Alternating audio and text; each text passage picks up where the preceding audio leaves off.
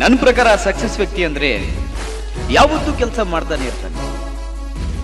ಕೆಲ್ಸಕ್ಕೆ ಬಾರದೇ ಇರೋ ಕೆಲಸಗಳನ್ನಲ್ಲ, ಕೆಲ್ಸಕ್ಕೆ ಬರೋ ಕೆಲಸಗಳನ್ನ. ಅಂಥವರು ಹೆಸರು ಮತ್ತು ದುಡ್ಡು ಎರಡೂ ತಂದು ಕೊಡುವಂತ ಕೆಲಸಗಳನ್ನ ಮಾಡ್ತಾರೆ. ಈ ಪ್ರಪಂಚದಲ್ಲಿ ಎಷ್ಟೋ ಕೆಲಸಗಳಿವೆ. ಹೆಸರೇನೋ ತಂದು ಕೊಡುತ್ತೆ, ಆದ್ರೆ ದುಡ್ಡು ತಂದು ಕೊಡಲ್ವೇ?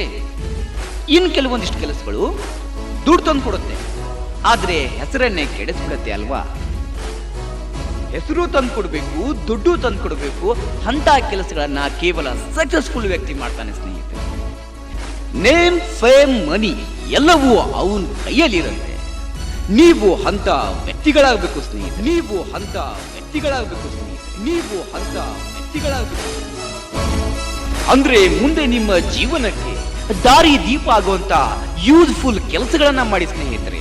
ಯೂಸ್ಫುಲ್ ಕೆಲಸಗಳನ್ನ ಮಾಡಿ ಸ್ನೇಹಿತರೆ. ನಿಮ್ಮ ಹತ್ರ ಟ್ಯಾಲೆಂಟ್ ಇದೆ, ಏನಾದ್ರೂ ಹೊಸದನ್ನ ಕ್ರಿಯೇಟ್ ಮಾಡಿ, ಜನ ಮೆಚ್ಚಬೇಕು ಅದನ್ನ. ಹಾಗಂತ ಅದಕ್ಕೆ ಅಂಟ್ಕೊಂಡು ಕೂತ್ಕೊಳ್ಳೋಕೆ ಹೋಗ್ಬೇಡಿ.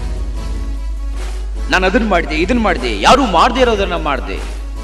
ನಮ್ಮ ಜೊತೆಲಿದ್ದವರು ಇನ್ನೂ ಅದನ್ನ ಯಾರು ಮಾಡೇ ಇಲ್ಲ, ಮಾಡಿದ್ರು ನನ್ನನ್ನೇ ನೋಡಿ ಮಾಡ್ತಾ ಇದ್ದಾರೆ. ಇದೆಲ್ಲ ನಿಮ್ಮ ಈಗೋನ ಎತ್ತಿ ತೋರಿಸುತ್ತೆ.